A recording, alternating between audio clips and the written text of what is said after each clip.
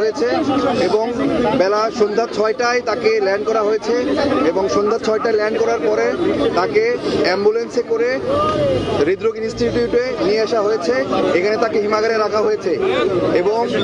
তার জানাজার নামাজ আমাদের প্রধান উপদেষ্টা প্রফেসর ডক্টর মোহাম্মদ ইউনূস আগামীকাল বেলা 2:30টার সময় ঘোষণা করেছেন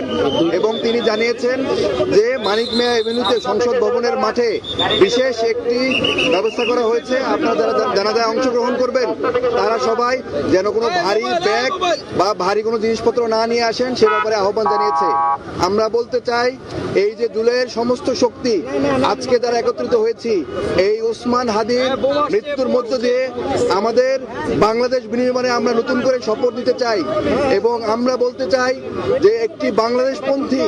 নতুন একটি রাজনৈতিক বন্দোবস্তের দিকে আমরা যেতে চাই এবং বলতে চাই যারা বিভিন্ন পক্ষ স্যাবোটাইজ করে বাংলাদেশকে অস্থিতিশীল করার চেষ্টা করছে তাদের উদ্দেশ্যে বলতে চাই যে আপনারা ষড়যন্ত্রকে রুখিয়ে দিয়ে বাংলাদেশের আপামর ছাত্র জনতা আমাদের শরীফ ওসমান হাদি ভাইয়ের রক্তের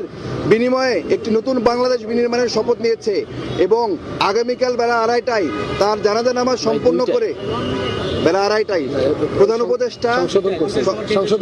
আগামীকালকে জানাজার নামাজের পরে তাকে আমাদের জাতীয় কবি নজরুল ইসলামের কবরের পাশে তাকে শায়িত করা হবে এবং তখন আবার তাকে সেন্ট্রাল মসজিদের সামনে হয়তোবা আরেকটা জানাজার নামাজের আয়োজন করা হতে পারে। আপনারা সবাই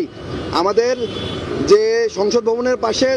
মানিক মিয়া এভিনিউতে যে বিশেষ জানাজার ব্যবস্থা করা হয়েছে সেখানে সবাইকে উপস্থিত থাকার জন্য অনুরোধ করছি।